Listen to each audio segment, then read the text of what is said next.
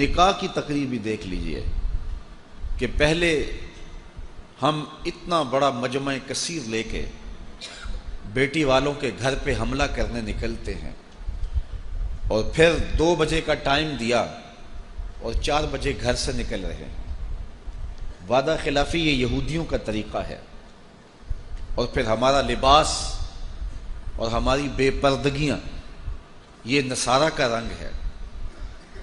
پھر بھنگڑے ڈالنے لگے۔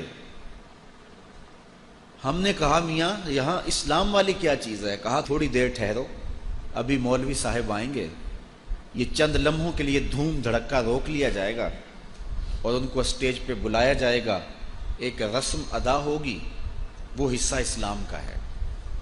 مولوی صاحب نکلیں گے، پھر وہی کچھ شروع ہو جائے گا، اور ہماری شادیاں، ہمارے بیاہ، ہماری تقریبات، اور اگر آپ میرے سے ناراض نہ ہوں تو ہماری محافل نعت بھی دیکھ لیں، ہمارے عرس بھی دیکھ لیں، ہماری مجالس بھی دیکھ لیں کہ مہمان خصوصی ایک شرابی ہوگا اور تہجد گزار جوتیوں پہ بیٹھا ہوگا، اور جس طرح نوٹ نچھاور کیے جا رہے ہوں گے اور غریب کی غربت کا مذاق اڑایا جا رہا ہوگا۔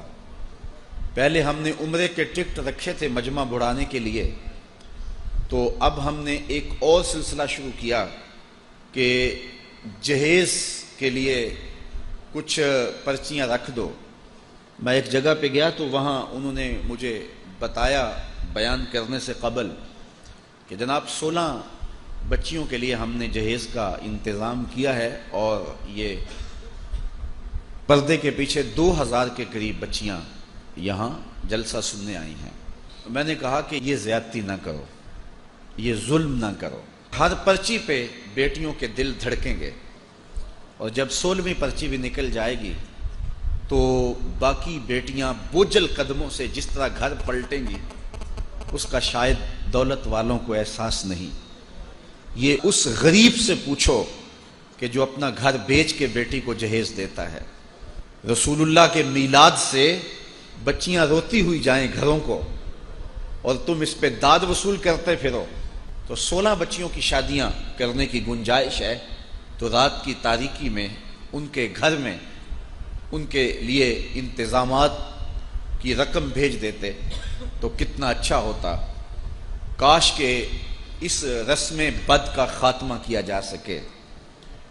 کتنے بیٹے ہیں کہ وہ فیکٹریوں میں اوور ٹائم لگا رہے ہیں کہ ہم اپنی بہنوں کے ہاتھ پیلے کرنے ہیں، اور کتنے بوڑھے باپ ہیں۔